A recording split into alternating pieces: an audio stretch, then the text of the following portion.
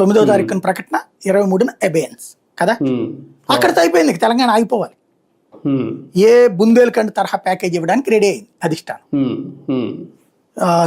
రోసేని తీసి కిరణ్ కుమార్ రెడ్డిని పెట్టింది టాక్టికల్గా. అక్కడతో అయిపోవాలి కదా మరి. కానీ అక్కడ నుంచి రాజకీయ చక్రం తిప్పింది కేసీఆర్. ఎలాగా? అప్పటిదాకా ఉద్యమ చక్రం తిప్పాడు, అప్పుడు రాజకీయ చక్రంలోకి వచ్చాడు. ఎట్లా? అన్ని పార్టీల తెలంగాణ నాయకులను కూర్చోబెట్టాడు.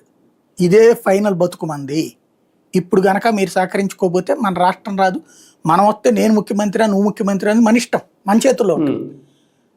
చంద్రబాబు జగన్ ఇట్లా కాదు అన్నటువంటి పాయింట్ రైజ్ చేసుకొచ్చాడు అతను.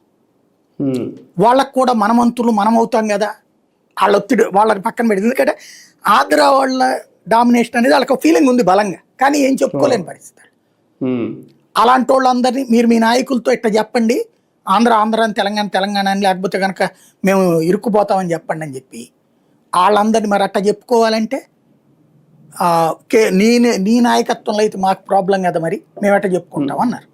సరే అయితే నేను నాయకుడిగా పక్కకి తప్పుకుంటా, కోదండరాం మనందరినీ కోఆర్డినేట్ చేస్తున్నాడు కదా, ఆయన కూర్చోబెడదాం అని కోదండరామ్ని కన్వీనర్గా తెచ్చింది ఎవరు?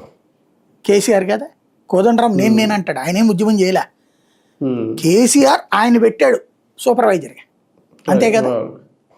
తద్వారా